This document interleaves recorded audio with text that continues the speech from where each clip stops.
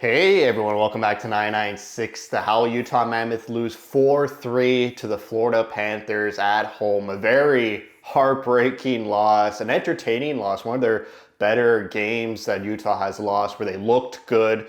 And we're here for Utah Mammoth wins, and we're also here to be entertained. This is a sport after all, so a very good entertaining game, and we'll get into it. There's lineup changes. What's a Utah Mammoth game without some lineup changes by Andre Turney? We have Kraus moving from third line to second line with Hayden and Gunther. Hayden obviously replacing the long-term injury to Cooley, and Boot draws down to the third line with McBain and Carconi, and man, was that line fun to watch. Alex Kerfoot, I mentioned him last video. No one's ever mentioned him in the past 6-7 weeks, and he's back to practicing. One practice, he was in a contact jersey. The next practice, he was in a non-contact jersey. So maybe we see Kerfoot in a week or two, maybe as soon as after Christmas. Let's get into this game. Utah not tired at all. In the post-game interview, Andre Turney said his team was tired. It was a demanding schedule, 6 games in 9 nights. The results weren't there, but when Andre Turney says the team was tired then and they're not tired now, it's great to actually see it with your own eyes. Utah came out of the gates flying. Energy, pace, speed, finishing checks. They look like the Utah Mammoth we saw in the first 10 games of the season. That was 22 games ago. There's a nice chance McBain to Boot in the crease, but Boot gets slashed, so Utah goes on the power play, and there's a 3-on-1. Keller holding the puck, gaining entry to the offensive zone, and his pass gets beautifully intercepted by the Florida D-man. I think Nick Olchuk said it was a human helicopter that defenseman did. And then the first line, after that power play, they had a full sustained offensive zone shift. Shots were 8-2 in favor of Utah in the first 10 minutes of the game. And then against momentum, Florida comes down on the rush. They shoot it. It hits the post. It was a big rebound off the post. Marino picks it up and springs Dylan Gunther off a line change.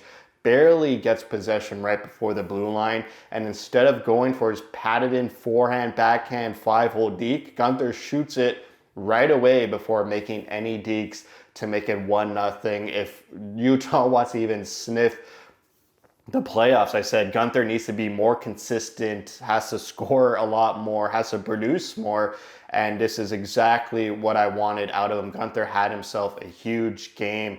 After going up 1-0, Keller was sort of sprung on a sort of breakaway. He was trying to use his speed to get around the defenseman. It looked like he almost could get it, but he couldn't really get a handle on it. Also, after the Utah goal, Florida had a lot of pressure. Their first pressure and consistent attacking of the game after Utah makes it 1-0.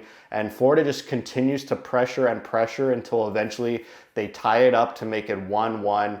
And this is a drive-by tip, a puck thrown to the net area, no one picking up sticks, no one boxing out, and it gets tipped past Melka to make it 1-1. Utah does get a power play. That goal was 45 seconds left in the first. Utah does get a power play after getting scored against. So it's a short power play that transitions from first to second period. And right off the draw, Dylan Gunther gets a one-timer, and unfortunately it hits the post. So we go into the second period, tied 1-1. Utah outshot Florida 13-10. They looked good for me. You got to maintain this pace for the full game. I do not want to see Utah waver and get away from that speed, energy, and finishing their checks. So we go into the second period. On that power play that transitioned, there was a great passing play between Keller, Peterka, and Schmaltz. Keller to Peterka sort of behind the net.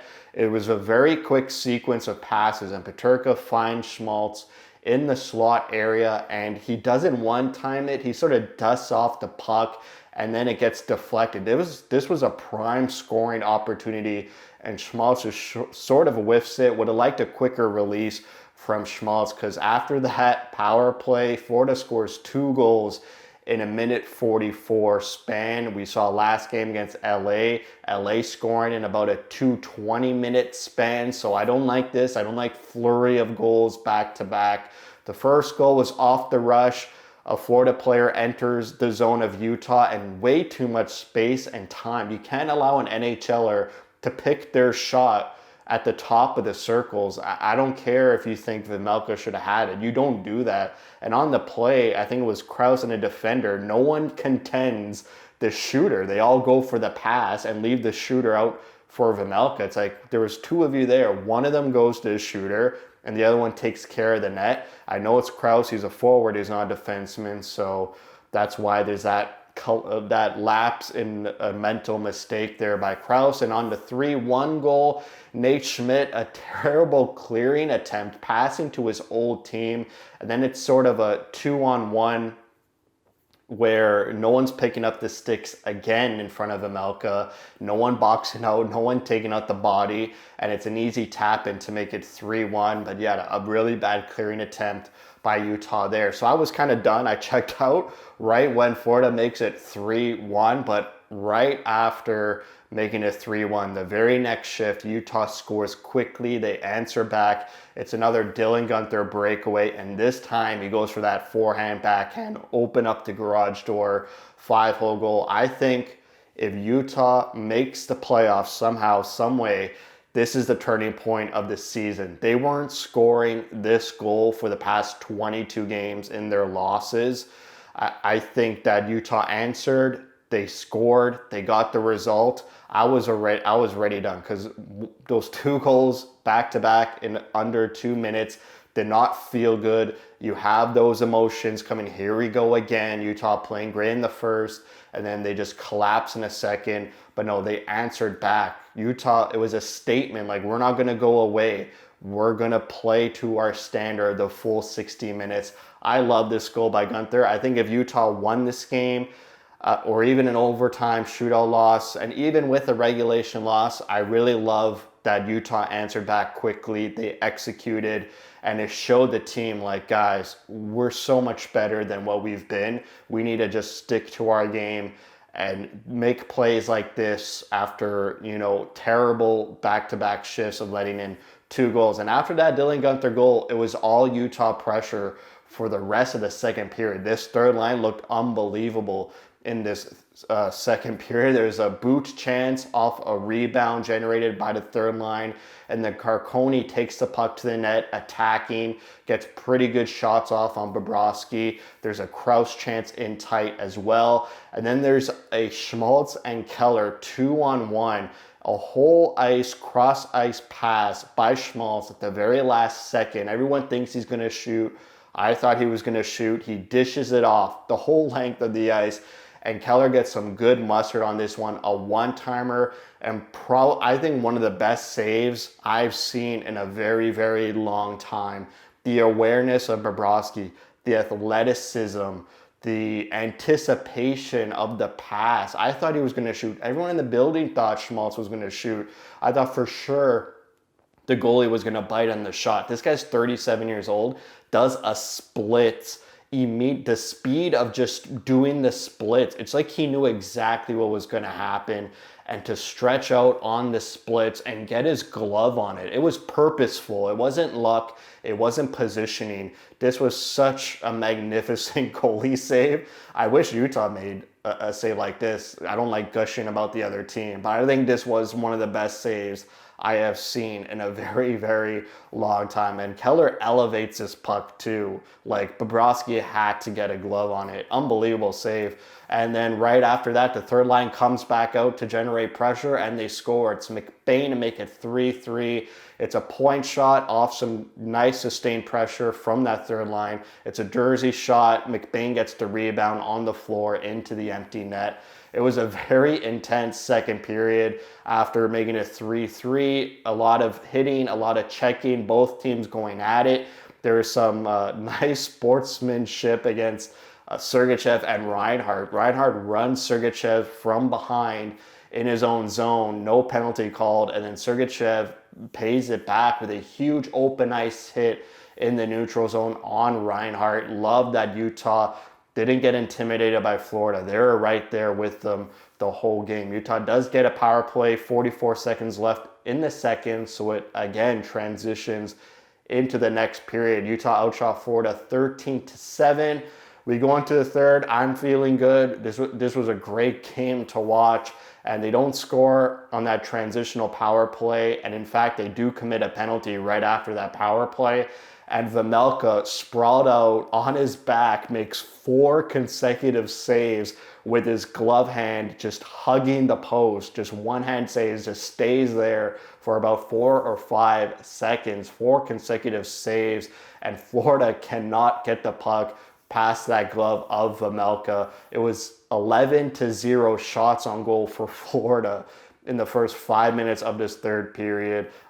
Pretty much all thanks to their first power play, and then they go on a second power play, and Utah has to kill it off again. But there's a Utah 3-on-1. There's a broken stick at the blue line by Florida, and Schmaltz carries the puck. It's a great opportunity. Shorthanded 3-on-1. Schmaltz drop passes it to McBain, but he gets denied. It hits off a Florida defender's stick and doesn't even make it to the net. There was a lot of Florida pressure in this third period, but they weren't scoring. And about 5 minutes up to the third, I was just like, make this to OT, please. For the love of anything, you got to make this game go to overtime. And 2 minutes left in the game, Florida hits the post. And then 45 seconds left in the game, Florida actually does score, and they win the game in regulation. This was a puck, again, thrown to the net, but it deflects off to a body, a stick, and then a great skill play by the Florida player to just bat it out of the air. Very unfortunate, a heartbreaker goal, and Utah loses 4-3. They're outshot 19-4 in this third period. I know that looks terrible, but 5-on-5, they're only outshot 9-4. So Florida had 10 shots on those 2 power plays in the third period. It seemed like on those power plays, Florida was just throwing pucks on net every chance they could. And that sequence where Vejmelka made 4 saves, they literally counted that as 4 or 5 saves. But 5-on-5 in that third period, Utah had 27% of possession. And I know there was 2 power plays, so there was 14 minutes of 5-on-5 play, and Utah only holding on to the puck for 27%. It wasn't a good third period, but I thought Utah was holding their own, defending well, but it just got away from them. You probably wanted a better third period by Utah. Total shots, Florida outshot Utah 36-30 thanks to 19 shots in the third. Power play 0-for-3. Would have liked a power play goal. This would have got him a point in the standings for sure. PK was perfect. Great job killing off those 2 penalties. Tied 3-3 in the third period. Those are hard penalties to kill. Faceoffs 51%. This is Utah's 9th 1-goal loss in regulation. And that includes games where there is an empty netter to make it a 2-goal deficit. Whenever there's an empty netter, I count that as a 1-goal game. And then including overtime, there's 3 overtime losses. So that's 12 games where Utah just leaves points on the board. Let's say in those 9 regulation losses where it was a 1-goal game loss, you win, well, you take 4 of them to overtime. That's 4 points in the standings. And if Utah had 4 points in the standings, they'd be like 14-11-7. They would be in a playoff spot. It wouldn't be so dour, so, bad vibes around the team. They gotta find ways to push these games to overtime. Just a lot of 1-goal losses for this team, and they're at home now, and they're not tired, so there's really no excuses. You need results. This is a loss against LA, against Florida, both at home. You got 1 more home game against Seattle Friday night, then you're back on the road. So Seattle, that's a must-win regulation game if you want to contend for a playoff spot. So that's it for me.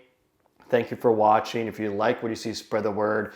If you're feeling generous, you can give a super chat. And as always, thank you for your support.